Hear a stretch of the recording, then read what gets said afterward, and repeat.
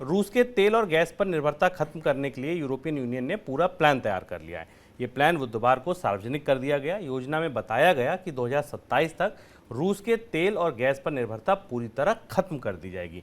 योजना में एनर्जी बचाने, अक्षय ऊर्जा पर ज़्यादा से ज़्यादा इस्तेमाल करने और गैर रूसी तेल और गैस के आयात पर फोकस करने की बात कही गई है। फिलहाल रूस में उत्पादन होने वाली 40% गैस और 27% तेल यूरोप के देशों को ही जाता है।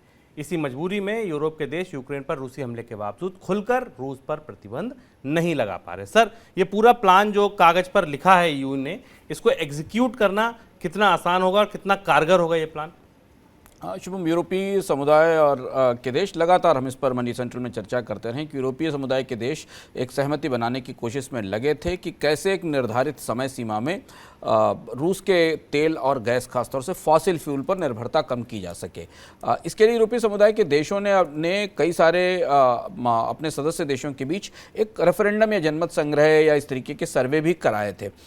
यूरोपीय समुदाय ने कल एक विस्तृत बयान जारी किया है और उस बयान में उन्होंने ये पाया है कि करीब 85% लोग पूरे यूरोप के भीतर ये चाहते हैं कि ईयू को अपनी या यूरोपीय समुदाय के देशों को तेल और गैस के लिए अपनी निर्भरता रूस पर खत्म करनी चाहिए। और इसलिए अब यूरोपीय समुदाय एक लंबे और विस्तृत प्लान के साथ तैयार होकर सामने आया है और ये निर्भरता कम करने से करीब 100 बिलियन यूरो के आसपास का भुगतान जो यूरोप से रूस को जाता था उसे रोका जा सकेगा। अब शुभम, इस प्लान के दो हिस्से हैं। पहला हिस्सा, इस प्लान का जो महत्वपूर्ण हिस्सा है वो ये है कि तात्कालिक तौर पर गैस पर निर्भरता कैसे कम की जाए।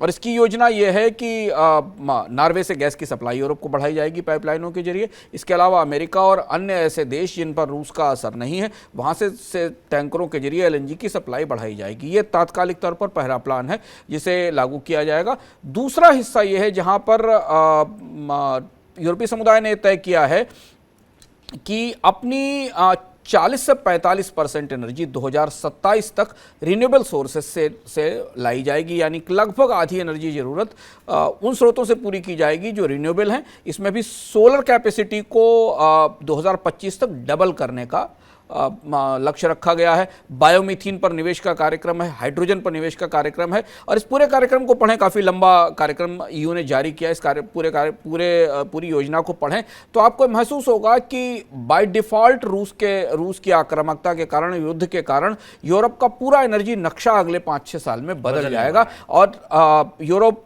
के देश इस बात पर काफ़ी फंड खर्च करने पर और निवेश पर सहमत हो गए हैं कि उन्हें पर्यावरण बचाने के लिए और सुरक्षा की दृष्टि से रूस जिस तरह से एनर्जी का वेपन के तौर पर, हथियार के तौर पर इस्तेमाल करता है, उसे रोकने के लिए सब करना जरूरी है। तो पहली डेडलाइन है 2027, दूसरी डेडलाइन है 2030 और इन अगले 2-3 सालों में यूरोप में एनर्जी की पूरी मांग में, पूरी सप्लाई में और क्षमताओं में बड़ा बदलाव होगा। इस पर सहमति बन गई है। बिल्कुल, और ये वाकई पूरी दुनिया में ही, ये केवल यूरोपियन यूनियन का प्लान है और ये रूस के लिए, लेकिन इसके बाद पूरी दुनिया का जो एनर्जी का नक्शा है वो बदल जाएगा।